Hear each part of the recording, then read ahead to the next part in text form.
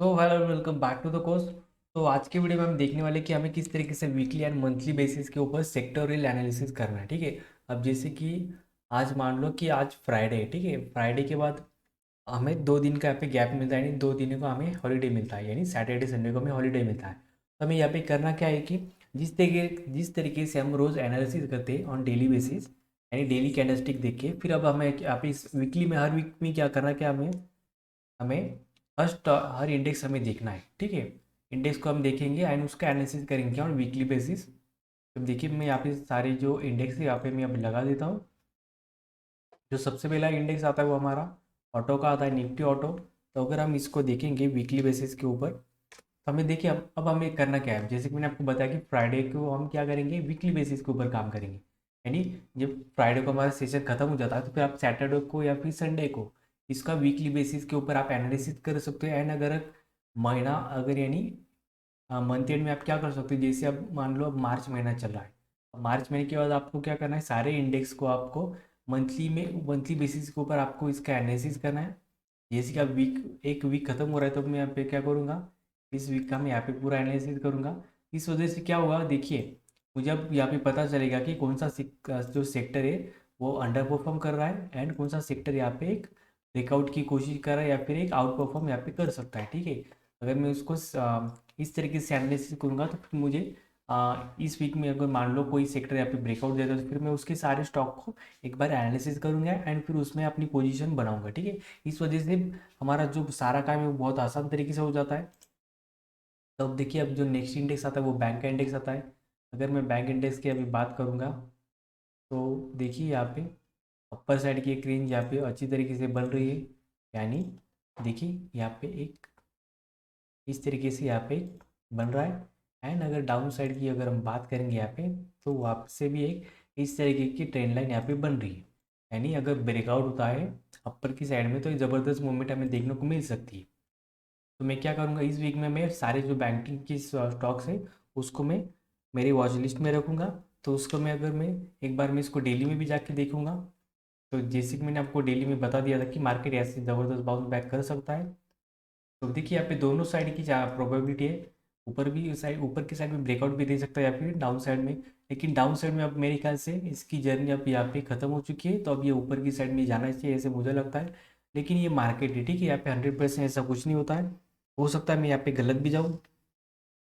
अगर गलत जाऊँगा तो फिर देखिए मुझे यहाँ पे मार्केट कुछ देना नहीं है, लेकिन अगर मैं सही जाता हूँ तो फिर मैं यहाँ पे पैसे कमा कर ही जाऊँगा। ठीक है। तो नेक्स्ट इंडेक्स हम देख लेते हैं निफ्टी कंजम्पशन। तो यहाँ पे भी अगर हम बात करेंगे तो यहाँ पे एक सपोर्ट, बहुत अच्छा सपोर्ट यहाँ पे देखने को मिला हमें। यानी मार्केट बहुत दिनों से यहाँ पे एक अच्छा खासा सपोर्ट यहाँ पे ले रहा है एंड उसी के आसपास मार्केट ने यहाँ पे सपोर्ट देखिए सपोर्ट लेके मार्केट ने यहाँ से बाउंस बैक कर दिया है। तो अभी हमें देखना ये है कि यहाँ पे किस तरीके से बाउंस यानी ब्रेकआउट दे सकता है। अब हम यहाँ पे जाएंगे डेली में।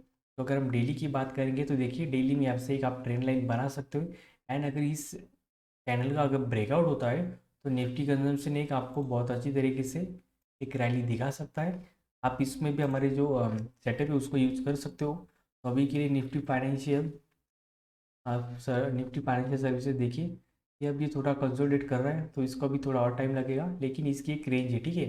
यानी अगर ये इस रेंज को ब्रेक करता है, एक रेजिस्टेंस का काम कर रहा है अब यहाँ पे फिलहाल।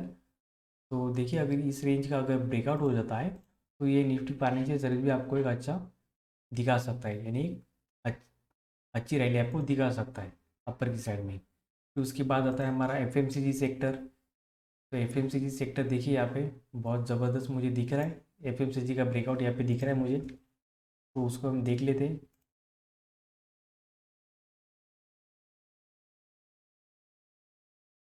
एफएमसीजी का ब्रेकआउट यहाँ पे हो सकता है, तो इसके ऊपर नज़र रखना है हमें। देखिए वीकली बेसिस में हमें यहाँ पे एक ब्रेकआउट दिख रहा है। तो अभी मैं डेली में जाऊँगा।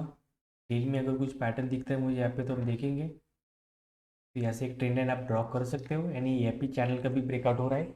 जैसे अब देखिए अब हमारे रडार पे कौन आ गया, एफएमसीजी सेक्टर हमारे रडार के ऊपर आ गया। ठीक है। यानी मैं इसको वॉच लिस्ट में रखूँगा। फिर उसके बाद निफ्टी आईटी इंडेक्स, आईटी में इस हफ्ते में आपको अच्छा खासा बाउंस बैक देखने को मिला था यहाँ पे।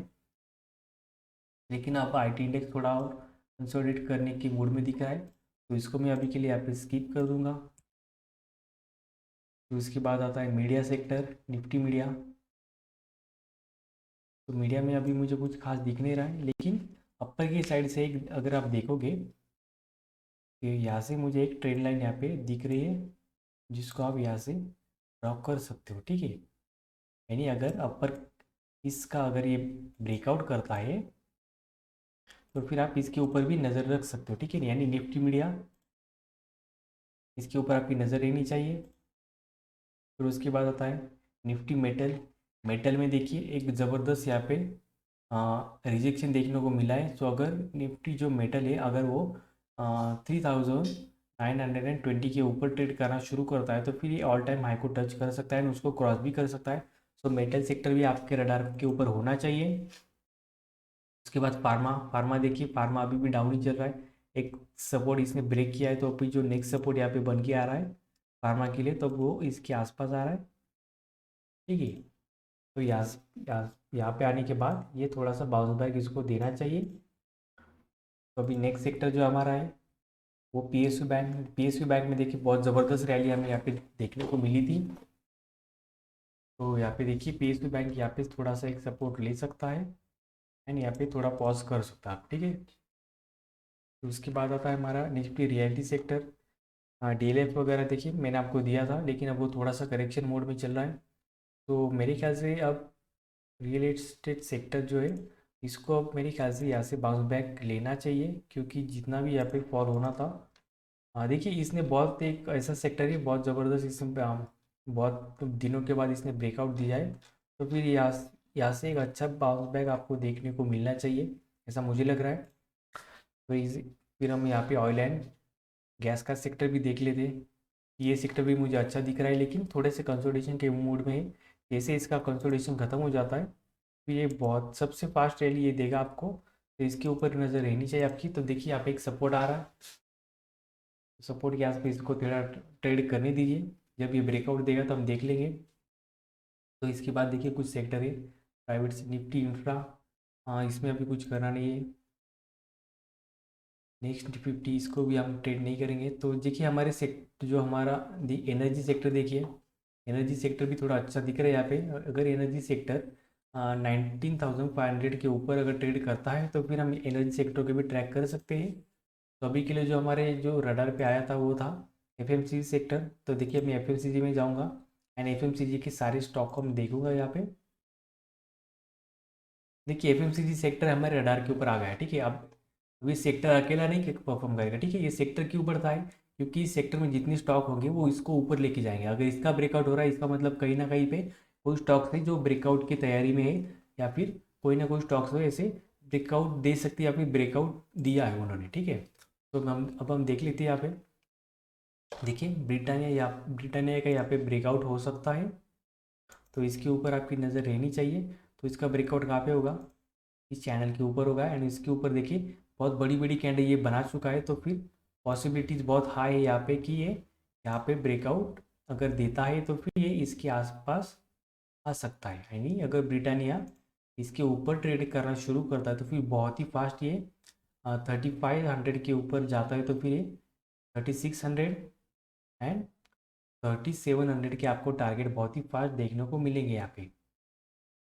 फिर उसके बाद आता है कोलगेट। देखिए इसके ऊपर भी देखिए 1 2 3 एंड 4 टाइम में अगर जाता है तो फिर ये आपको एक ब्रेकआउट आपको देखने को मिल सकता है। फिर उसके बाद डाबर। देखिए डाबर में एक्चुअली बहुत दिनों से इसको ट्रैक करो, लेकिन ये जब भी वो ऑल टाइम हाई के आसपास जाता है वहाँ से नीचे आता है।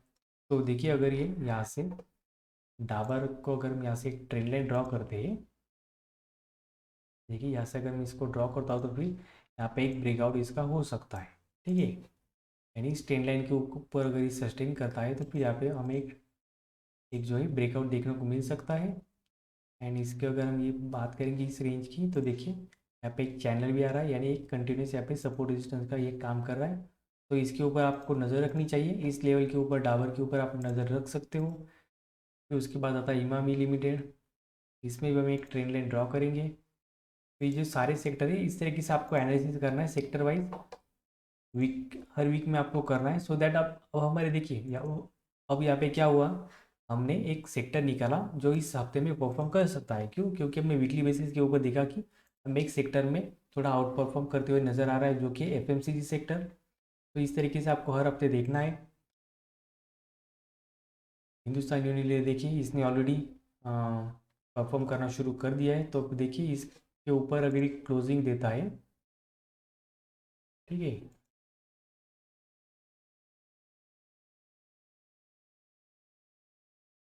अगर ये इसके ऊपर ट्रेड करता है तो फिर आपको सीधा इस लेवल के आसपास ही आपको देखने को मिलेगा ये। तो इसको आपको किस तरीके से ट्रेड कराएं वो भी मैंने आपको बता दिया। अगर ये इसके ऊपर आया तो तभी कहाँ तक आ सकता है, कहाँ तक जाएगा वो भी मैंने आपको बता दिया। अब यहाँ पे भी देखिए बहुत ही बड़ी बड़ी कैंडल है। नीचे से ऊपर गया तभी बड़ी बड़ी कैंडल थी इस रेंज के आसपास, नीचे ऊपर से नीचे आया तभी बड़ी बड़ी कैंडल थी, एंड फिर एक बार यहाँ पे बड़ी बड़ी कैंडल बनाई। यानी हिंदुस्तान यूनिलीवर के ऊपर भी आपकी एक नज़र होनी चाहिए। अगर ये 2325 को क्रॉस करता है तो फिर ये 2425 के आसपास 2-3 दिन में जा सकता है, ऐसा मैं मतलब चार्ट को देख के कह सकता हूँ। ठीक है, आईटीसी भी देखिए, आईटीसी जब इस लेवल के आसपास था तब मैंने आपको बताया था कि आईटीसी आपको इस रेंज में बाय करना चाहिए। अगर आपको पता नहीं हो तो फिर आप पिछला वीडियो जाके देखिएगा, जो कि मैं यूट्यूब पे सबके लिए अवेलेबल करवा दिया था। तो इस रेंज के आसपास आपको एक ऑलरेडी बाय सिग्नल था, एंड यहाँ पे देखिए हमारी कैंडलस्टिक के हिसाब से देखिए हम यहाँ में रिजेक्शन देखने को मिला, एग्जैक्ट सपोर्ट के आसपास रिजेक्शन देखने को मिला। एंड वहाँ से अगर आप इसके हाई के ऊपर भी ट्रेड करती है, यानी 206 के ऊपर, तो आप ये आज का हाई देखिए कहाँ कहाँ तक आया था, 226। अब इसके ऊपर भी आपकी नज़र रहनी चाहिए। अभी आप देखिए यहाँ पे एक रेजिस्टेंस फेस हो सकता है, ये यहाँ से सीधा यहाँ पे जाके रुकेगा। ठीक है, तो इसके ऊपर भी हमने देखा। अब नेक्स्ट स्टॉक होता है जुबिलेंट फूड वर्क। यहाँ पे ये भी देखिए सपोर्ट के आसपास से बाउंस बैक ले रहा है। तो इसके ऊपर भी आप नज़र रखिए, इस लेवल को अगर ये क्रॉस करता है तो फिर इसके ऊपर भी आपको अच्छा ट्रेड मिल सकता है। फिर उसके बाद मैरिको, इसने भी देखिए यहाँ पे थोड़ा सा बॉटम बना लिया है अभी। तो अब इसके ऊपर अगर ये क्लोज करता है तो फिर आप इसको भी ट्रेड कर सकते हो। नेस्ले को हम देखेंगे, नेस्ले भी देखिए यहाँ पे, नेस्ले एक्चुअली बहुत ज़बरदस्त तरीके से गिरा था। तो जब तक ये इसको क्रॉस नहीं करता है इसके ऊपर, तो तब तक मेरे ख्याल से मुझे इसमें, यानी हमें इसमें ट्रेड नहीं लेना चाहिए। कि क्या पे गैप थोड़ा पेंडिंग है, तो इसके ऊपर जाएगा क्लोजिंग देगा तभी अब इसमें ट्रेड कीजिएगा। अदरवाइज़ ये इसके आसपास आएगा तो फिर सेलर एक्टिव हो जाएंगे, फिर उसको और नीचे लेके आ सकते हैं। तो हमें अब हम यहाँ पे करना क्या है कि हमें इसके ऊपर की क्लोजिंग चाहिए। ठीक है, तो उसके बाद देखिए जो आता है प्रॉक्टर एंड गैम्बल, ये भी बहुत ज़बरदस्त तरीके से गिरा था, लेकिन अगर ये इस रेंज के ऊपर जाता है तो फिर आपको अच्छा ट्रेड आपको यहाँ पे देखने को मिल सकता है। तो इसको भी ट्रैक कीजिए। फिर टाटा कंज्यूमर, उसको भी देख लीजिएगा आप, कोई कंडीशन यहाँ पे बन सकती है आगे जाके नेक्स्ट वीक में, तो इसको आप ट्रैक कीजिएगा। तो यूनाइटेड बेवरेज को देखिए, यहाँ पे एक ट्रेंड लाइन अच्छी तरीके से ड्रॉ हो रही है, यानी इस ट्रेंड लाइन का ब्रेकआउट होता है तो फिर आप इसमें भी ट्रेड कर सकते हो। फिर आता है मैकडॉवल्स और यूनाइटेड, हाँ मैकडॉवल्स, ये भी देखिए ट्रेंड लाइन के आसपास है, इसके ऊपर क्लोज करता है तो फिर आप इसमें भी ट्रेड कर सकते हो। फिर वरुण बेवरेज को देखिए, अभी तक इसमें कोई साइन मिले नहीं है, लेकिन अगर ये इसके ऊपर क्लोज करता है, इस कैंडल के ऊपर देखिए, इसके ऊपर अगर ये क्लोज करता है तो फिर इसके ऊपर भी आपकी नज़र होनी चाहिए। तो देखिए हमने किस तरीके से अच्छे स्टॉक निकाले मैंने।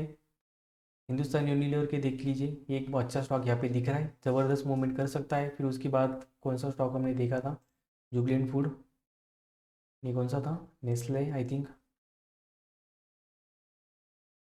ब्रिटानिया था आई थिंक। देखिए किस तरीके से ब्रिटानिया एंड हिंदुस्तान यूनिलीवर कितने अच्छे स्टॉक मैंने निकाले, सिर्फ कितना 5-10 मिनट में मैंने ये निकाले। ठीक है, वो भी आपके सामने। तो इस तरीके से आपको एनालिसिस करना है, हर हफ्ते में आपको ये एनालिसिस करना है सेक्टर वाइज, एंड हम मंथ एंड में भी आपको करना है। ठीक है, मैंने वीकेंड था तो मैंने वीकली बेसिस के ऊपर किया, मंथ एंड थे तो फिर आप मंथली बेसिस के ऊपर देखिए कौन सा स्टॉक, कौन सा सेक्टर यहाँ पे आपको अच्छा दिख रहा है, फिर उसके ऊपर आप उसका एनालिसिस कर सकते हो, एंड पूरा सेक्टर को आप ट्रैक कर सकते हो एक हफ्ते के लिए। ठीक है, सो इस वीडियो में इतना friends, thank you so much.